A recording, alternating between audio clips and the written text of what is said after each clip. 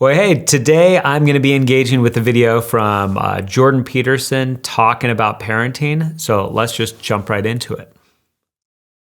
Most children now have older parents, right? Because people aren't having children until they're in their 30s. And there's a big difference between having a parent who's in his or her 30s and having a parent who's in his or her 20s. Yep. Which, by the way, true story. I was 33 when my youngest was born. And yeah, the age difference just even between that is different. And I know friends that were sort of the much younger sibling in a larger family, or that there was just a larger gap. And often they'll talk about it in terms of my childhood was different than my sibling's childhood. So what he's talking about is definitely true. The 20-year-olds are still kind of like kids, and they're going to be more usefully neglectful, I would say. I love that. Usefully neglectful. You could see that there's going to be a reaction with that, because the word neglect for us is like that's a scary word. And so the idea that there could be such a thing as usefully neglectful is shocking to us. I also like it. I like that he used a term that was kind of creative there to bring us in and to try to describe what he was talking about. That here, he's not even saying that they're intentionally trying to do something good, but there's going to be a potential usefulness to the fact that they're not the helicopter parent types.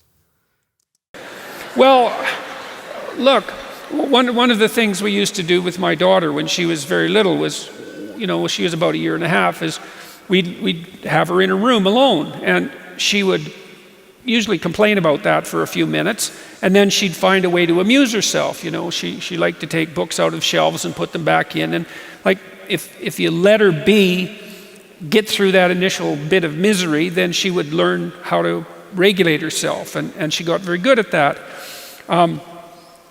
So that's a good example of minor privation having a positive influence. But children used to have multiple siblings, and siblings toughen you up because there's tremendous competition in families among siblings, and they had younger parents who had fewer resources. And now parents are older, first of all, and second, they're more resource rich, and so they're more likely to schedule their children to death in some sense to provide them with all the opportunities that they feel would be useful.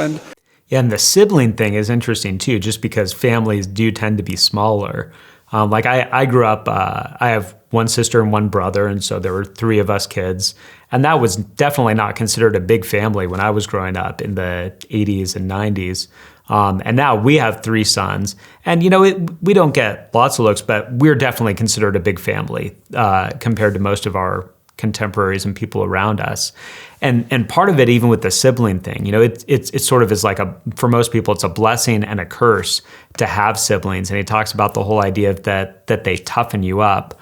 There have been times with my sons where one of the phrases I use frequently is, "You guys go solve your own problem." Or there was a period of time where all three of them were younger, and they would ask me, can we watch a movie tonight? And I'd say, all right, if you guys can agree on a movie, we can watch it. And they would come back, and each of them would have, well, this is the movie I want, and why doesn't he come around? And I would usually just say, here's the deal. If you guys can't agree, we're not watching a movie. I'm not solving this for you. And they tended to find a solution. And then the key for me as a dad then was to make sure that what wasn't happening every time I did that is that one was always getting run roughshod over and one was always getting their way. I did have to try to intervene in that as a dad, but it was good to see them figure out how to negotiate with others on that. That's understandable. And plus, because they have fewer children, each child is in some sense more precious. Not like if you have 10 children, you don't love all of them, but there's 10 of them. There's only so much excess attention that can go around, and excess they do attention. A lot of socializing each other rather than being socialized by parents. But if you only have one child, you're going to devote all your resources to providing them with absolutely everything you can provide them with. And one of the dangers of that is that you'll overprotect them and you'll provide them with too much. And we don't understand those dynamics, right? We don't understand how much you should stay hands off your kids and let them go out there and make their own mistakes and find their own way. And And that's tricky, and we're ignorant about it. And so I think one of the consequences of that is that we do have a reasonable percentage of young people, maybe young adolescents, the kind that you hear about at university, who have been overprotected and overscheduled and under-challenged in some sense. Under-challenged. And so they're not very resilient. And then, of course, what's happening in the universities, the safe spaces and the trigger warnings and all of that. Yeah. And there's good recent research on this. Trigger warnings clearly make things worse rather than better. We extend that overprotection far longer than is helpful. It's hard though, because as I said, when you have resources, you can use them to make your children's lives, let's say, easier. But the question is, do you really want to make the life of someone you love easier? And that's an incredibly difficult question. Yeah, if you're familiar with Jordan Peterson, he has the way he was handling that was sort of classic Jordan Peterson, where he had something to say, but it also can be infuriating because he really genuinely is saying it's not bad to give your kids stuff, but it can be bad and it's complicated. And so he doesn't allow himself just to go down the road to say, deny your kids. And that's the side of the wagon we should fall off.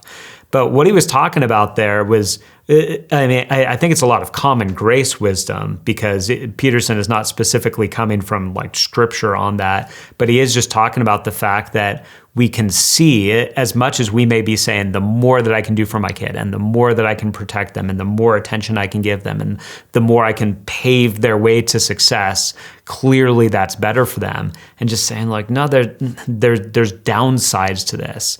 And the main downside he was talking about was the idea that you don't have very much resilience. And it just makes me think of Romans 5, where Paul talks about suffering and the fact that we suffer. And, he said, if I remember the train right, he says, suffering produces perseverance, and perseverance produces proven character, and proven character produces hope. And so there's this string, there's this usefulness of suffering that God, as a good father, uses with us. God disciplines us, and the discipline isn't necessarily just that we did something bad and so he's punishing us for it. It's the idea that he's shaping us through that.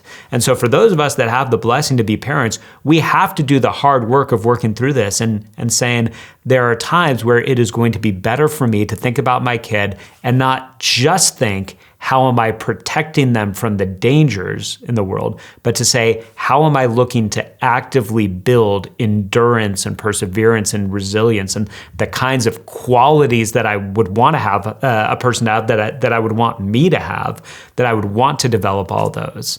It makes me think, even in terms of the whole idea of spoiled. I think we still don't like the idea of a spoiled child.